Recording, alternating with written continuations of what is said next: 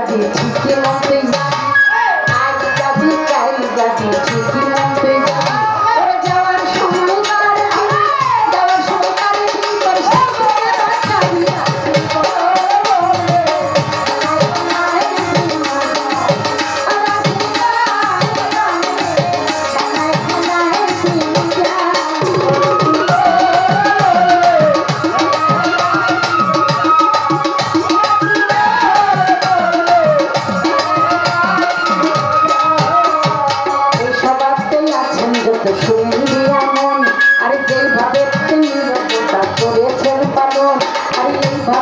সবাই মিলে থাকলে নীরব, আমাদেরই মনের কথা বলা যাবে সব। সবাই মিলে বসে বাবা করলে সবাই মিলে বসে বাবা করলে আরে তা হইলে হবে বাবা, তাহলে হবে কিছু সুন্দর গান গাওয়া।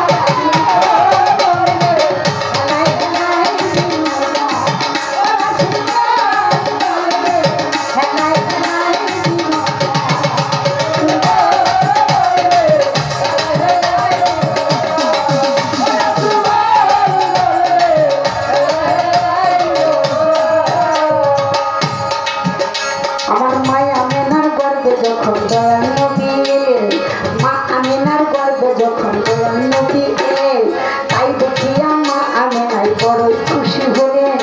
মেয়ের জীবনেতে বাবা সবচেয়ে আনন্দ যখন তাহার গর্বে বাবা হয় পছন্দ। গর্বের মধ্যে যখন তাহার সন্তান আসে ভাই, এর চেয়ে এত সুখ অন্য কিছু নাই।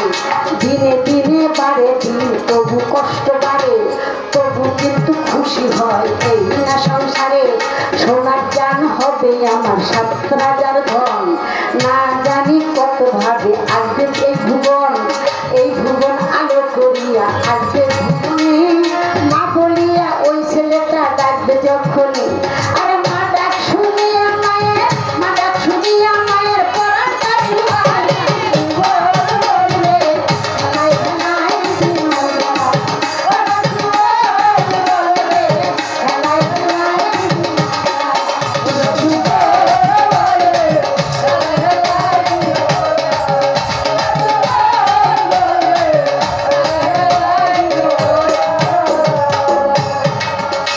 আরে ধীরে ধীরে কি হইল শুনেন দিয়া মন, নয় চান পাইয়া গেল বলছি বিবারণ। নয় চান যখন নাকি হইয়া গেল ভাই, সেই কথাটা সবার কাছে আমি বলতে চাই। কিছু চারটা চারটা বাইকটা কইরা আগাইয়া নিলাম, তা হইলে সময় পাবো এই ভাবিলাম। এই কারণে পিছন থেকে সামনে ফিরে এলাম, এইবার আমি সামনে যাওয়ার কথা খানি কইলাম। যখন আমার মা আমেনা গর্ব হইতে হয়, দয়াল নবী আসতেছিলেন এই দুনিয়ায়। আপনারা যত সন্তান মায়ের গর্ভে ছিলেন, সবার আগে মাথা লইয়া দুনিয়াতে এলেন। সন্তানেরই মাথা কিন্তু আগে চলে আসে, এই কথাটা জানেন সবাই, জানেন মিলে মিশে। সেই তো আমার মা আমেনার গর্ব হইতে দয়াল আসতেছিল মাথা নিয়া আগে যে ডাল। আরে মাথা খানা যখন নাকি আগে আসতেছিল, এই যে মা থাকি সে যে কান্দিয়াই উঠিল। মাটি কেন্দ্রে বলে আমার আল্লাহ মালিক সাই, যার মুরেতে আমি মাটি তৈয়ার হইয়া যাই, সে তো আমার গুরু হলো সৃষ্টির জগতে। তাহার দুটি পা যেন বুকেতে রাখে, আমার বুকেতে রাখে, আমার বুকেতে রাখে, আমার বুকেতে রাখে। ওরে সবার আগে নবীজির পাও, সবার আগে নবীজির পাও বুকে রাখে।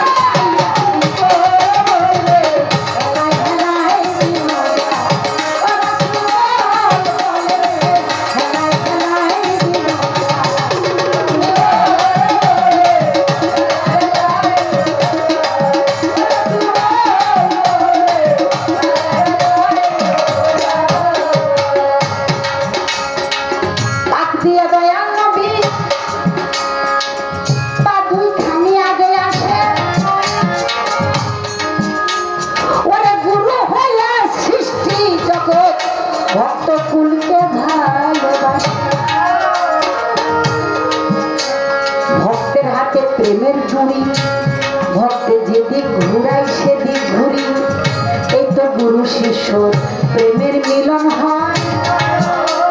ভক্ত যখন গুরুর প্রতি এই নিবেদন করে কয়, সাথে সাথে নবীজির পা মোবারক আগে মাটির বুকে লাগে। আর এই কারণে মাটি আমার নবীর পাপে ছিল আগে। মাটি তখন শুকরিয়া আল্লাহর কাছে ভেজিল। আমার দয়াল নবী খুশি দেখা আনন্দে হাসিল, মুস্কি হাসি দিল আমার দিনের পয়গম্বর। আরে আরশ কুরসি লৌহ কলম জানল এই খবর, আরশ কুরসি লৌহ কলম উঠিল কাম দিয়া। আরে মাটি হইল ধন্য আমার রসুলের পাপ। দেখেন আরশ কুরসি লৌহ কলম চিৎকার দিয়া উঠিল আর বলেছিল, ও আমার পাপরওয়ার, আমরাও তো নবীর নূরে তৈয়ার, আমরাও তো নবীর তোমার রসুলের তোমার নবীর শিষ্য ভক্ত। তাই মাটি জমিন নবীজির পাপে ধন্য হয়ে গেল, আমরা কি আমার গুরুর পদধূলি পাবো না?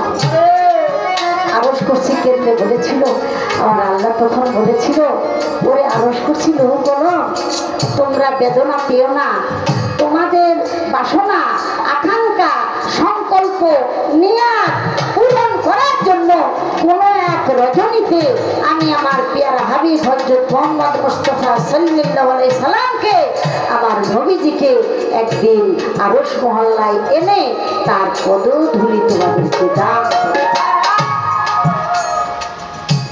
এটা যদি একসাথে বসেন, কেউ যদি বলে আজকে সারা রাত গান শুনে আসলাম, কি বললো কি শুনলাম, কারো তো আকাঙ্ক্ষা থাকতেও পারে, আসতে মনে চায় কিন্তু আসতে পারে না, সামাজিক কিছুটা পারিবারিক কিছু সমস্যা, তখন যেন আপনারা দোস্তরে কইতে পারেন, দোস্ত শোন, আমার নবী আল্লাহরে দেখুন লেগে যায় নাই, কারণ আল্লাহরে তো সব সময় আমার নবী দেখে। আমার নবী গেছে শুধু আরশ কুরসি লৌহ কলমকে খুশি করার জন্য, আমার নবীর পদধূলি দিয়ে তাদেরকে ধন্য করা। কারণ আমার দয়াল নবী সৃষ্টি করে সৃষ্টি জগতের সবার গুরু। তাই আমার দয়াল নবী তায়েবের বুকে লোকের কাফেরের মার খেয়ে মাথা থেকে রক্ত ঝরে জুতার সাথে আঠা বেঁধেছিল, জানেন সবাই, নামাজের সময় শুকরিয়া আদায় করবে, যারা আঘাত করবে তাদের জন্য দোয়া করবে, আল্লাহ আমারে চিনে নাই বুঝে নাই তাই আমারে আঘাত করছে, আমারে চিনলে ওরা মারতো না, আল্লাহ তুমি মাফ করে দাও। তাই জুতা খুলে ওযু করবে, নামাজ পড়বে 2 রাকাত শুকরিয়া। জুতা খুলতে পারে না, রক্ত এমন ভাবে আটা বেঁধেছে। আমার নবী বলে আমি জুতা খুলতে পারি না, আবার আল্লাহ বলে জিবরাইল তুমি আমার পুস্তিরে বল আজকে জুতা খুলন লাগবো না, কারণ এই জুতা পরাই আমি আমার আরশ মহল্লায়। মুসা নবী কুহুতুর পাহাড়ে ওঠার সময় জুতা দুগা লইয়া যাইতে চাইছিল, আবার আল্লাহ কইছিল, এই মুসা জুতা পাহাড়ের পাদুতে শুকিয়ে আসো, জুতা নিয়ে আইসো না। আর আমার রাসূলকে বলছে, হে আমার দুষ্ট, আপনি জুতা পাই দিলেই আমার কাছে। এর চেয়ে আর কি বলবো আমার দয়াল নবীর মর্তবা, আমার দয়াল নবীর সম্মান। তাই আমার দয়াল নবীর জুতা পায় দিয়ে গিয়েছিল, আরশ কুরসি লৌহ কলম ধন্য হয়ে গেছিল। এর চেয়ে বড় কথা আর কিছুই থাকতে পারে না। এটা জানার পরে বোঝার পরে যারা আমার রসুলের সম্মান নিয়ে তর্ক বিতর্ক করে তারা কোনোদিনই মানুষ হতে পারবে না। আমার দয়াল নবীর প্রতি যার মহব্বত নাই, আমার দয়াল নবীর প্রতি যার বিশ্বাস নাই, যে আমার নবী যদি দুনিয়ার মধ্যে না আসতো তাহলে আমরা পূর্ণাঙ্গ মুসলমান হতে পারতাম না, পাইতাম না কোরআন, পাইতাম না নামাজ, পাইতাম না রোজা, পাইতাম না হজ, পাইতাম না যাকাত, পাইতাম না সেই ঈদের নামাজ। পাইতাম না আমরা মসজিদ ঘর, পাইতাম না আমরা আজান। আমাদের কোনো অস্তিত্বই থাকতো না। তাহলে এটা জানার পরও যারা পশ্চাৎবরণ করে, যারা অস্বীকার করে, তারা নিজেদের জন্য নিজেরাই ক্ষতির মধ্যে ঢুকায় রাখছে। এজন্য আল্লাহ বলেছে, আমি তোমাদের মাঝে রহমত প্রেরণ করেছি, কিন্তু তোমরা নিজেদের প্রতি নিজেরা জুলুম করো, আমার সেই রহমত প্রবেশ করার রাস্তাটা তোমরা পরিষ্কার রাখো। আশা করি কথাটুকু আমার বলার একান্ত ইচ্ছা ছিল, সেজন্য বললাম, ভুল ত্রুটি ক্ষমা করতে। আমার একটি বাবাজি ভাবের উদয় হইয়া পকেট থেকে এত কষ্টের পরিশ্রম করে টাকা কামায়, পকেট থেকে টাকা আসে, ওরে টাকা দিয়া টাকা দিয়া ভালোবাসা প্রকাশ করে।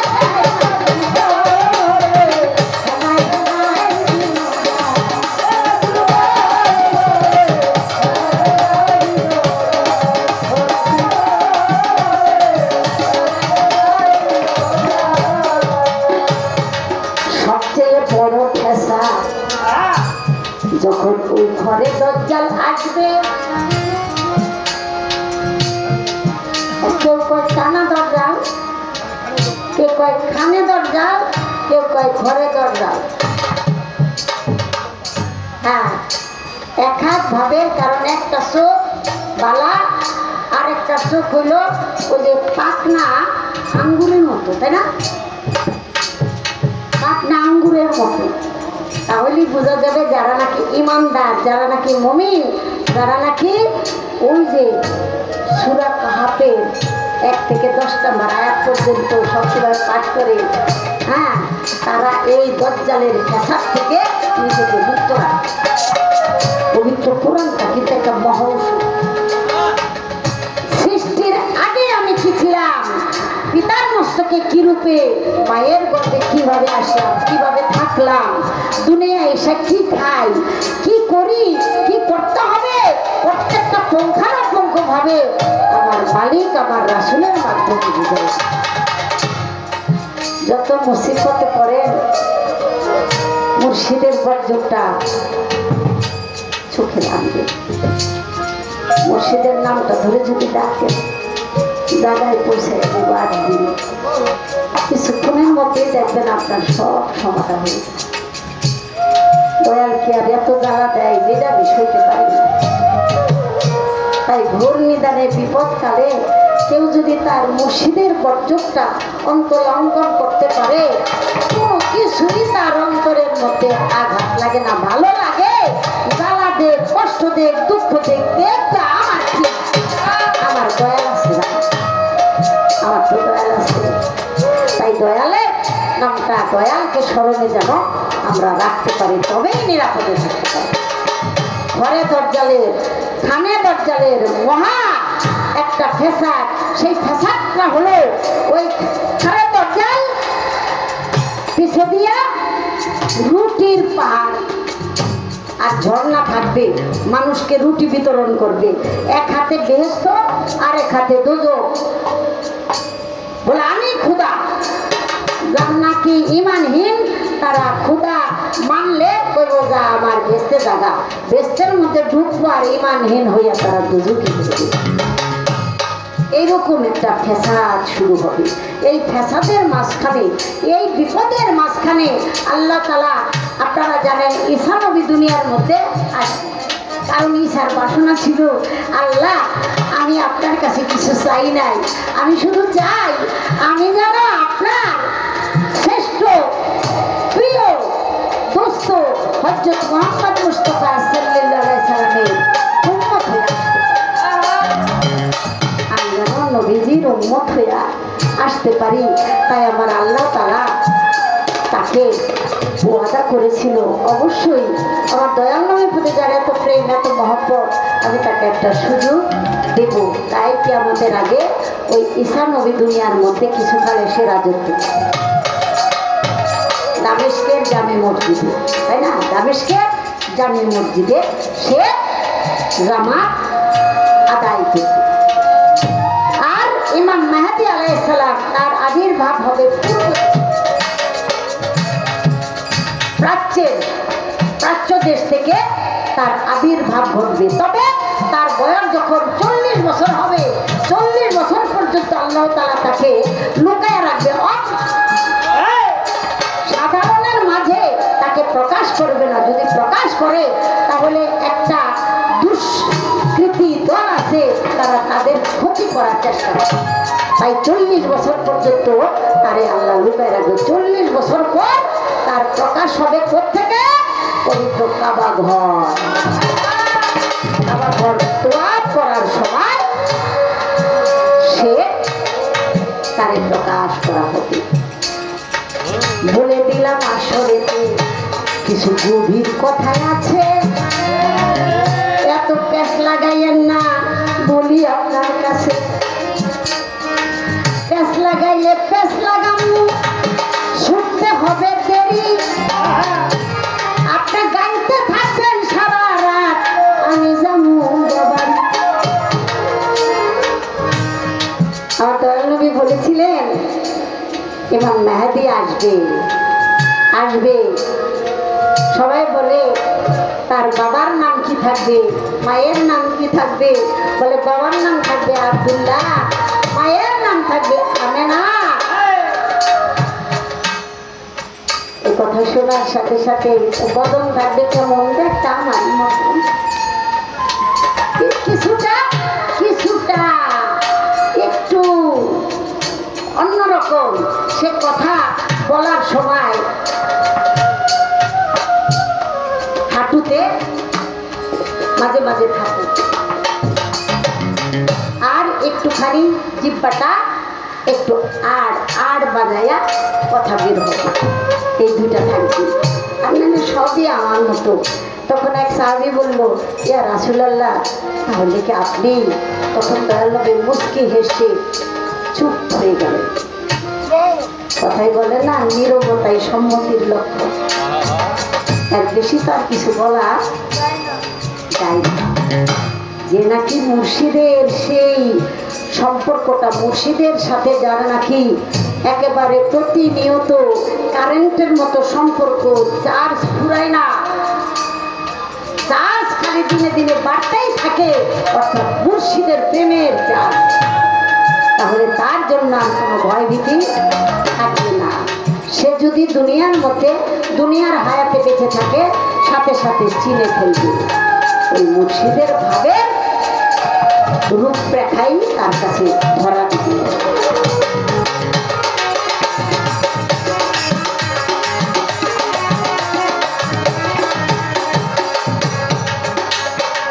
বলে দিলাম এই সভাতে শোনেন দিয়া মন, শুনানে ইবনে মাজায় আছে এমন বিবরণ। রজনীতে ঐশ্বর্য আল্লাহ করবেন তারে দান, যখন নাকি চলে যাবেন ওই খোরাসানে যখন তিনি প্রচার করতে যাবে, আমি সেই কথাটা বলে দিব, শুনে নিবেন সবে। সিফাতকাল পতাকার সৈনিক ওরে খোরাসানে ভিতরে একদল সৈনিককে নিবে ইমাম মেহেদী বায়াত করে। প্রকাশ হবে প্রাচ্য থেকে, আত্মপ্রকাশ পাইয়া পূর্বের একটি অঞ্চলে যাবে প্রকাশিত হইয়া। আশা করি বলে দিলাম ইহার বেশি কি ভাই আমি গল্প শুনে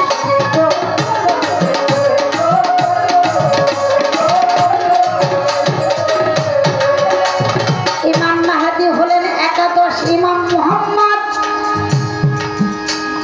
আল মেহেদীর পুত্রই আমি সবারে জানাই। এই ইতিহাস বলতে গেলে রাত ফুরাবে, গানের সময় থাকবে না। ইহা কিন্তু ইতিহাসে আছে, বই পুস্তকে লেখা। এই পর্যন্ত কথা রইল, উচিত বন্ধ রাখা। আশা করি বলে দিলাম। আর ধন্যবাদ সবাই। সিরাজ মুনিরা অনেকে কয় সৃষ্টি জগতের নবীজির নাম সিরাজে মুনিরা হয় প্রচলিত সূর্যই আমি দিলাম পরিচয় মুফাসসারা মিয়া তিনি করেছে বর্ণনা পরিপূর্ণ অমরত্ব চিরঞ্জীব আমার দিনের দেওয়ানা সর্বসময় সর্ব জায়গায় তার নূরের বিচরণ তাই সেই নূরের সাথে সদা সর্বদাই রাখিবে মিলন এই কথাটাই বিভিন্ন ভাবে তফসির কারক যাইয়া বিভিন্ন ছন্দে গিয়াছে বলিয়া আরে আশা করি বলে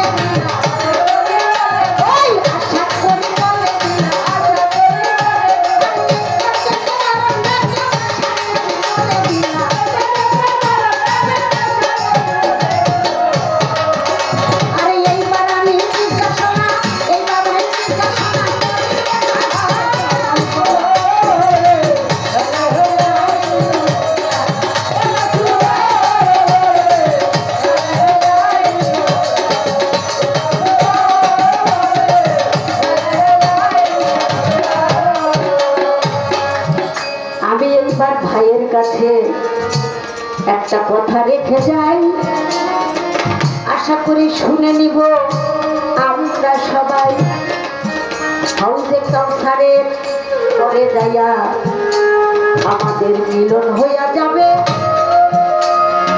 আমার ভাই বলেছেন হাউজে কাউসারে মিলন হবে আমাদের সাথে মিলন হবে আচ্ছা হাউজে কাউসারে আমাদের সাথে মিলন হবে আপনি বেলায়েতের পালানিয়া এই কথাটা বলেছেন আমি জানতে চাই আপনার যে দেহঘর এই দেহঘরের মধ্যে পাক পাঞ্জাতন আমার দয়াল নবী মাওলা আলী মা ফাতেমা ইমাম হাসান ইমাম হুসেন তারা তো এই পাক পাঞ্জাতন এই দেহ রাজ্যের মধ্যে আছে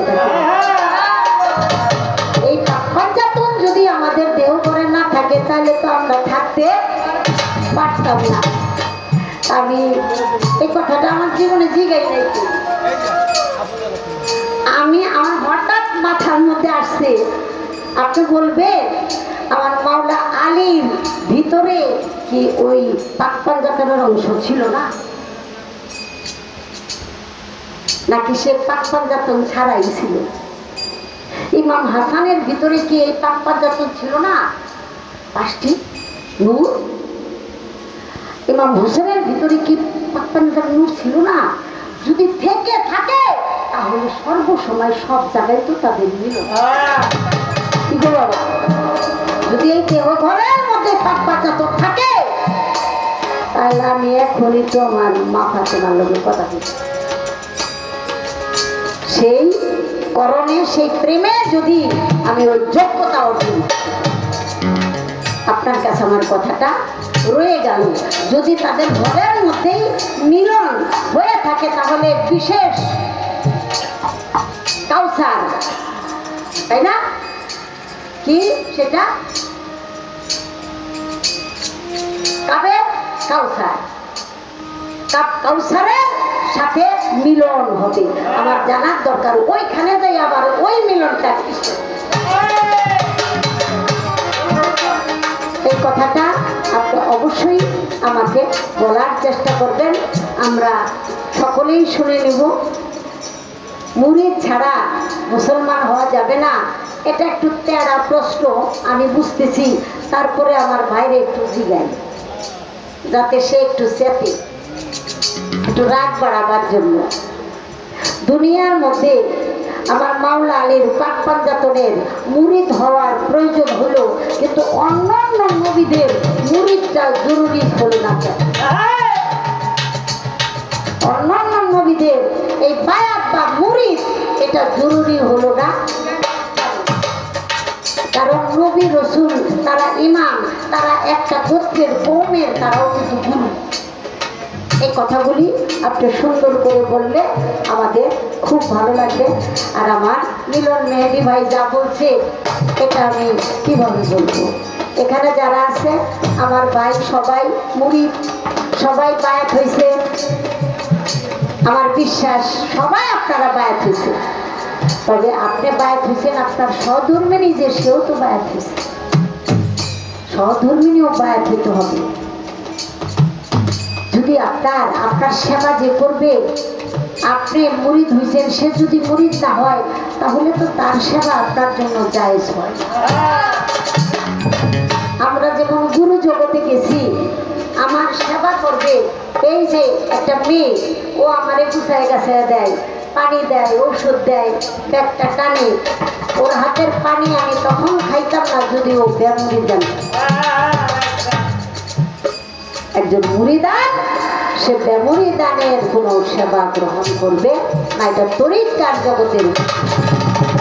তাহলে আপনি যার সাথে মিলন করেন, যার সাথে আপনার দৈনন্দিন সুখে দুঃখের সম্পর্ক, সে যদি বেমুরিদান থাকে, আপনি মুসলমান হইলেন, আপনি উদ্ধার হয়ে গেলেন, আর আপনার পিছনে যে জীবন যৌবন দিয়ে দিল, আপনি তারই উদ্ধার করার ব্যবস্থা করবেন।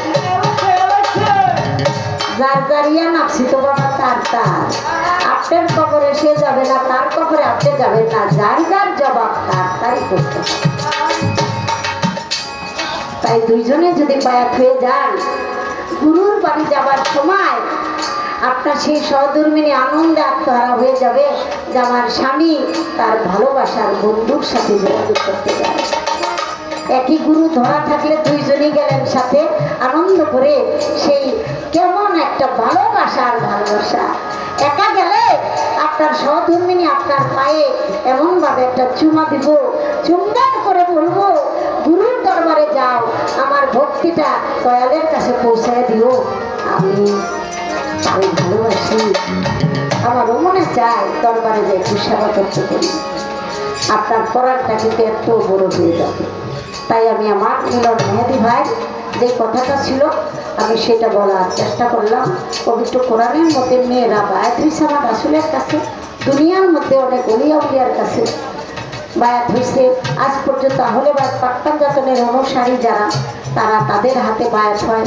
আমার হযরত শাহসুফি দয়াল বাবা বশিরুল্লাহ শাহ পাটোয়ারি রহমতুল্লাহের দরবারে অনেক অনেক আশিকার, অনেক মেয়েরা মুরিদ হইতেছে, মুরিদ হয়েছে। দরবারে গেলেই, দরবারে স্পর্শ করলেই অন্যরকম একটা আলোর ঝলকা। আশা করি আমি বলার চেষ্টা করি। এবার ছোট্ট একটা গান করে আমি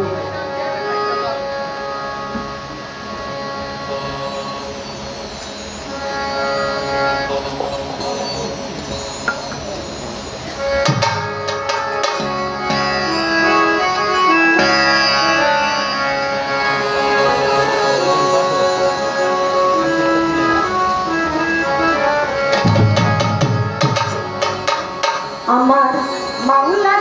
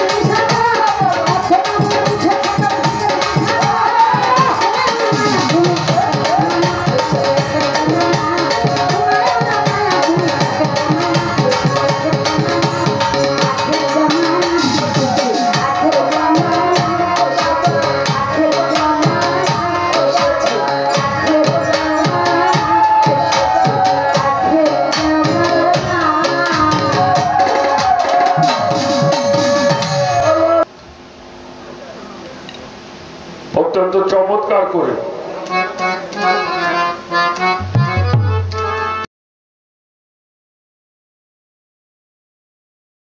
গুরুত্বপূর্ণ আলোচনা করলেন নবুয়তের ভূমিকা থেকে। আর পেয়ারা নবী মুহাম্মদুর রাসূলুল্লাহ সকলেই বলি সাল্লাল্লাহু আলাইহি ওয়াসাল্লামের শান মান আলোচনা করেছেন। আমি ধন্যবাদ দিয়ে ছোট করব। প্রশ্ন করেছিলাম, তার সমাধান করলেন। এবার নতুন করে আমার কাছে প্রশ্ন আছে। তার আগে একটা কথা বলি,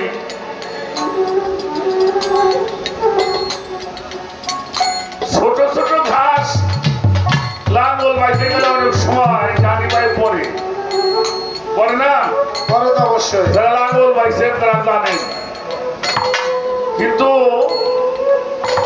যদি কোনো বনের সোপা থাকে, ওটা কিন্তু ওটারে যে কয় পাক লাগুক ওটা উঠেই থাকবে। কথাটা কেন বলছি, আমি একটা প্রশ্ন করেছিলাম আমার এই খাতাটা হাতে নিয়ে,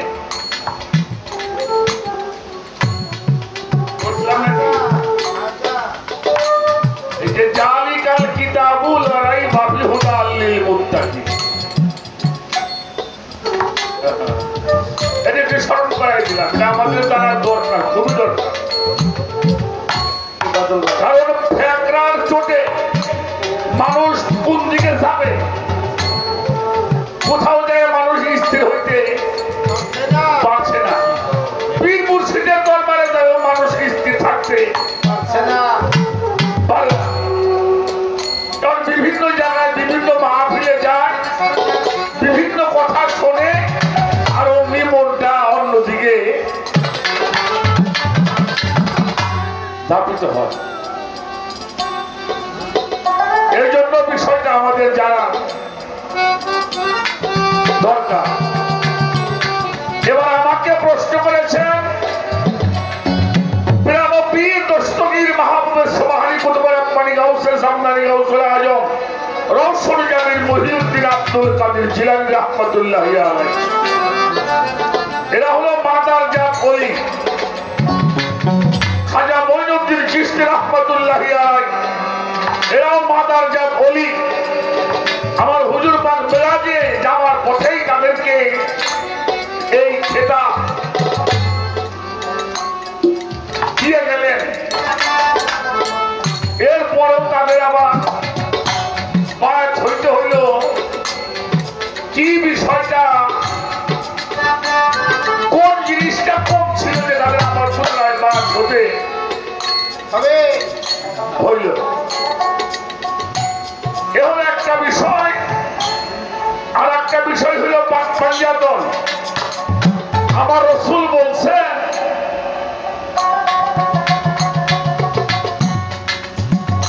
আমি তোমাদের জন্য দুইটা বস্তু রাখলাম, একটা হলো কিতাব আল্লাহ, আর একটা হলো আমার আহলে বায়াত।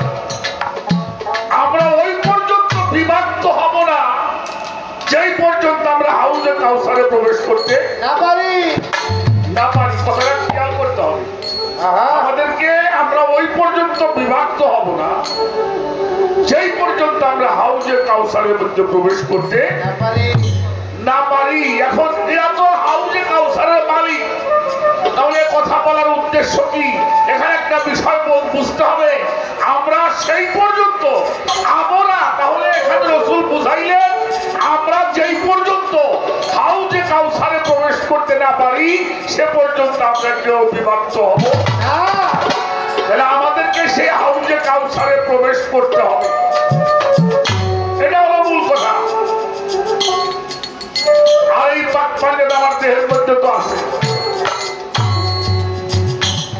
এ বিষয়টা আমাদের জানা দরকার। আগে যারা নবীরা গেলেন তারা তো পীর মুরিদি করে নাই। এ কথাটা আমি কোন ভাবে বলবো? নবীদের যুগে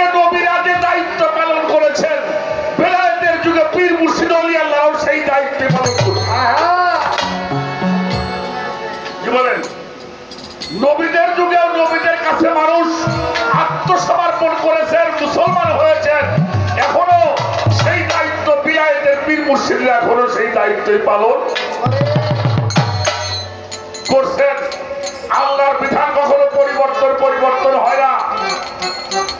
এজন্য আমাদের জিনকা শরীফের হযরত গওহর শাহ রাহমাতুল্লাহি আলাইহি একটি গান আছে, মুক্তি হইতে নিকালিল পূর্ণিমার চাঁদ, গুরু হলো সেই গঞ্জেরই সুলতান। গুরুকে ইয়াদ করা, মিরাজেতে হাসিল হওয়া ঈসা মুসা যত নবী এরা গুরুতেই প্রমাণ। গুরু হলো কাবায়ে জলি, হজেতে হইব দাখিল, তওয়াব করিব তারে জানিয়া সন্ধান, গুরু হলো সেই গঞ্জেরই সুলতান। গুরু হইল নূর তাজিল্লাহ বাকাবিল্লাহর ওলি আল্লাহ, হযরত গওহর করে ওসিলা, মিটল আরমান, গুরু হলো সেই গঞ্জেরই সুলতান।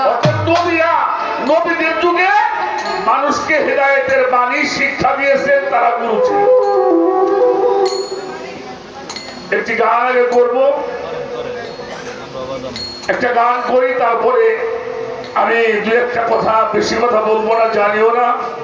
মেরাজ সম্বন্ধে অনেকগুলি কথা বলেছেন। মেরাজে আল্লাহ নবীজিকে দিলেন, জমিনকে সান্ত্বনা দিয়েছেন, আসমানকে সান্ত্বনা দিবার জন্য আল্লাহ নবীকে মেরাজে দিয়েছেন। বাহ, ভালো কথা। এখানে আরো কিছু কথা আছে, সেগুলো আপনাকে জানার জন্য চেষ্টা করবো। আগে একটি গান আমি রেখে নেই, তারপরে কথাগুলি কি বলি।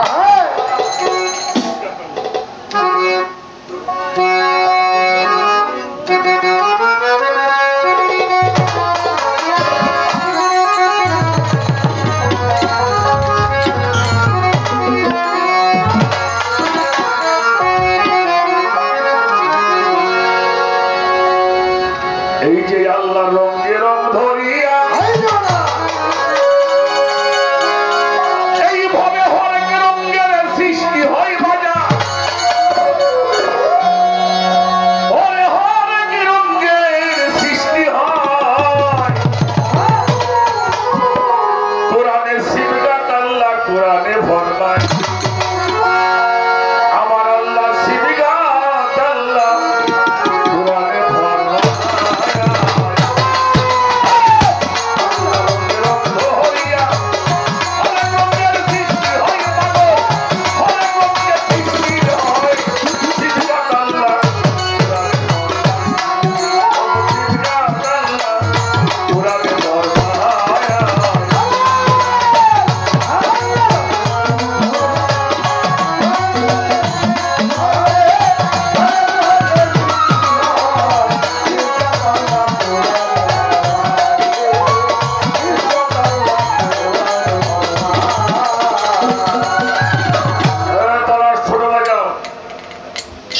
গানের ধরনটা বুঝতে হবে।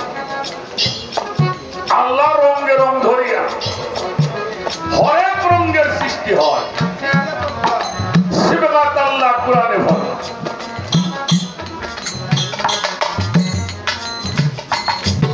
হাদিস বুখারীর মধ্যে একটি হাদিস আসছে, একটি মানুষ যখন নফল বন্দেগী করতে করতে, অর্থাৎ সম্মুখ গুরুর কাছে আত্মসমর্পণ করিয়া সালাত সাধনার মাধ্যমে যিনি নিজেকে পরিশুদ্ধ করে আল্লাহতে লয় হয়ে যায়, তখন ওই মানুষটার হাত দুইটা আল্লাহর হাত হয়। সুবহানাল্লাহ। এটা হাদিস বুখারীর মধ্যেও আসছে। ওই মানুষটার দুইটা পাও, আল্লাহ বলে ওই পাও দুইটা আমার হয়। ওই মানুষটার চোখ দুটি আমার চোখ হয়। ওই মানুষটার জবান আমার জবান হয়। ওই মানুষটার দেহ আমার দেহ হয়। তিনি আমার মধ্যে লয় হয়ে যায়, আমি তখন তার মধ্যে, তখন তার নাম হয় অলি। অলি উল্লাহ লুল্লাহ অলি আল্লাহ।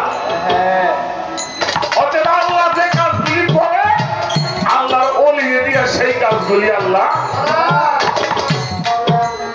করায়।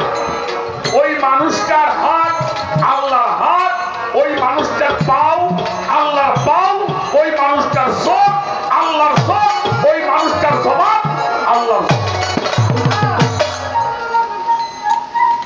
আল্লাহর জীবন ভরে খুলতে আল্লাহরে পাওয়া যাবে না।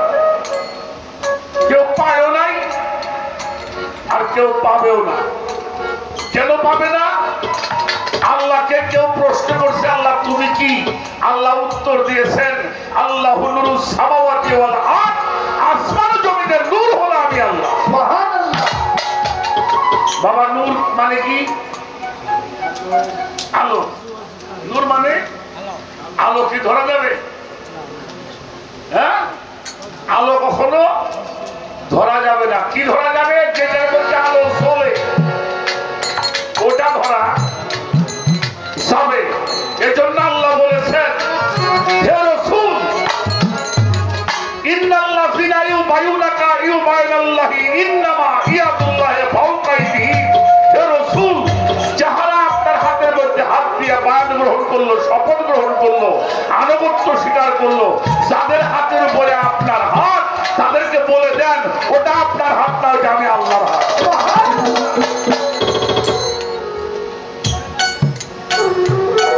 আল্লাহর হাত আমার রাসূলের হাত, ওলির হাত আল্লাহর হাত। ওলিকে দেখা, আল্লাহকে দেখা। এই জন্য যতক্ষণ পর্যন্ত মানুষ ওলি আল্লাহর কাছে এই বিষয়টা জানবে না, বুঝবে না, সে পর্যন্ত আল্লাহ প্রাপ্ত হওয়া যাবে না।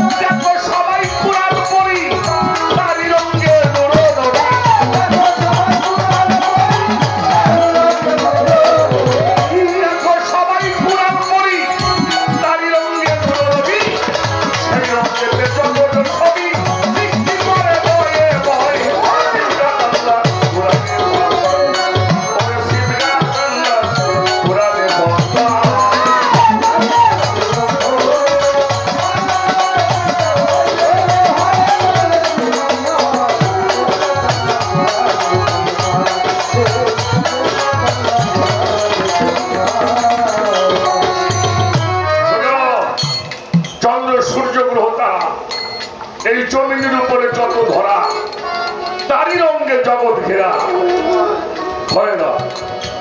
বাবাজি, আমার কথাটা আপনারা কোন ভাবে নিবেন আমি জানি না।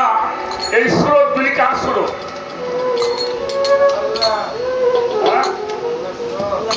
এই সুরত গুলি কার? আল্লাহর সুরত। তাহলে আল্লাহ খুঁজতে বহুদূর যাওয়া। সুরত আর সেরা যা ঠিক আছে তারে দেখলে আর কোনো কিছু দেখার বাদ থাকে না। সুরত এবং সেরা। এই জন্য খেলারউদ্দিন নবী বলেছেন, সব আমার গুণ যখন তোমার ঠিক হবে তখন জান্নাত তুমি নিজেই। সুবহানাল্লাহ। সব আমার গুণ যখন তোমার ঠিক হবে তখন জান্নাত তুমি নিজেই। এই জন্য বলি আল্লাহ পীর মুর্শিদ নবীগণ আসছে, তারপরেও নবীদের সাধনা করতে হয়েছে। এমন কোন নবী নাই ধ্যান সাধনা ব্যতীত তার নবী হতে পারে। এটা আল্লাহর বিধান। সৃষ্টি জগতে ওলি হইলেও দুনিয়াতে সে দুনিয়ার বিধান মেনেই তাকে ওলি আল্লাহ হতে। এই জন্য বড় পীর গাউসুল আজম এরা রুহানি জগতে ওলি হইলেও খাজা মঈনুদ্দিন চিশতি রুহানি জগৎ ওলি, তারপরেও দুনিয়াতে এসে আল্লাহর বিধান রক্ষা করবার জন্য সেই বিধানে নবীগণ রাসূলগণ আল্লাহকে লাভ করেছেন। আপনাকে আমাকে সমস্ত ওলিকেই সেই বিধানে আপনাকে সাধনা করতে হবে। কারণ খেদমত না করলে ওলি হওয়া এটার কোনো বিধান নাই। আত্মসমর্পণ করতে হবে, আল্লাহর বিধান মানতে হবে।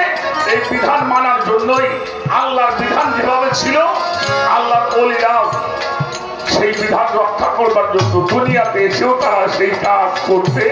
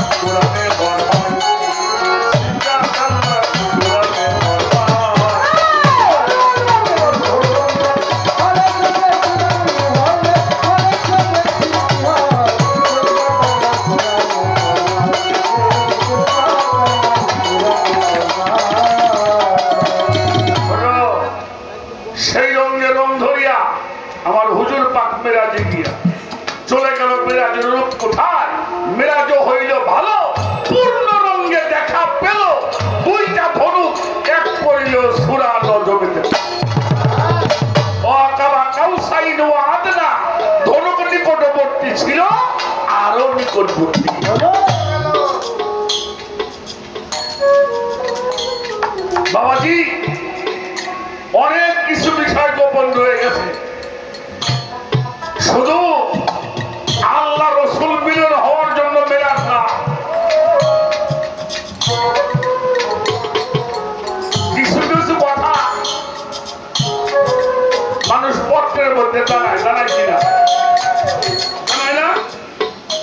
কিছু কথা মানুষের কাছে খবর পাঠায়, আবার কিছু কথা আছে নিজে বলতে হয়, আছে না।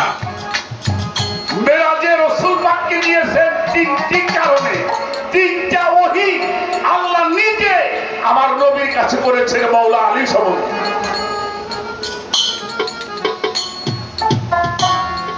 এই তিনটি ওহী আল্লাহ নিজে করবার জন্য, এটা কোনো মাধ্যম দিয়ে করে নাই, আল্লাহ স্বয়ং নিজে আমার মাওলা আলী সম্বন্ধে তিনটি ওহী আল্লাহ নিজে নবীর কাছে বসে করেছে।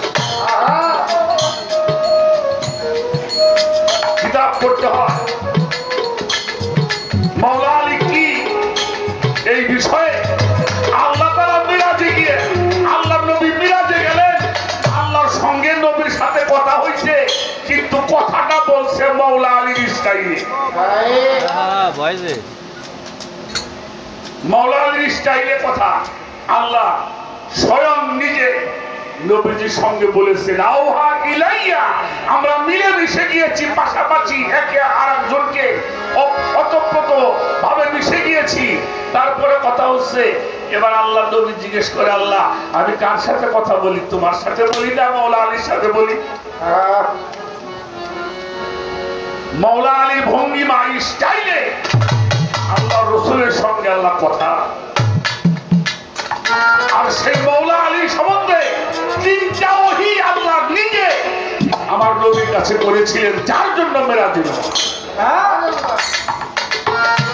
কিন্তু আমরা এই বিষয়টা কেন বলি না? আমরা এগুলি বললে আমাদেরকে শিয়া বলা, মাওলা আলী সম্মান বললে আপনি শিয়া হয়ে যান।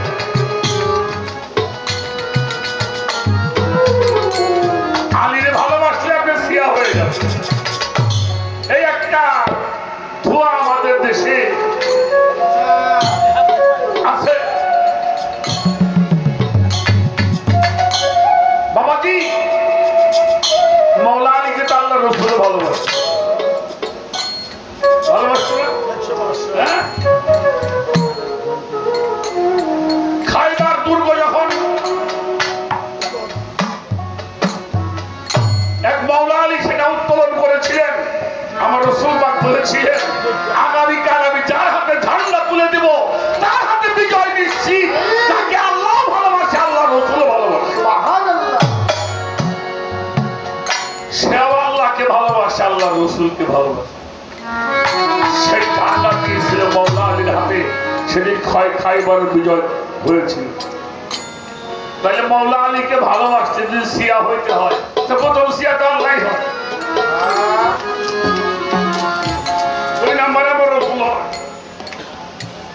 আর কোরআন শরীফ আল্লাহ তাআলা সূরা 23 নম্বর আয়াত কুল্লা আসআলুকুম আলাইহা আজরান ইল্লা মাওয়াদাতা ফিল কুরবা, তোমাদের কাছে আমি কিছুই চাই না আমার আহলে বায়াতের মহব্বত ছাড়া। সুবহানাল্লাহ, পবিত্র কোরআন সাক্ষী দিয়েছে। আর এটা ভালোবাসলে আপনি শিয়া বলবেন, বলেন। এই মাওলা আলীর বিষয় বোঝাবার জন্য, জানাবার জন্য এই মিরাজ, এটা আমরা বলি না, বললে আহলে বায়াতের সম্মান বড় হয়ে যাবে। কি বলবো বাবাজি, নামের সাথে মুফতি, নামের সঙ্গে জিহাদি, নামের সঙ্গে মাদানি, তারা ওয়াজ করে বেড়ায়। 24টা কথা, 24টা জায়গায় আল্লাহ তাআলা হযরত ওমরের কথা রাখছে, নবীর কথা রাখি না। নাউযুবিল্লাহ মিন যালিক। নবীর কথা আল্লাহ রাখে নাই, কিন্তু ওমরের কথা আল্লাহ রাখছে। এই ওয়াজ আমাদের দেশে আমাদের শুনতে হয়, এটা হলো আমাদের কপাল।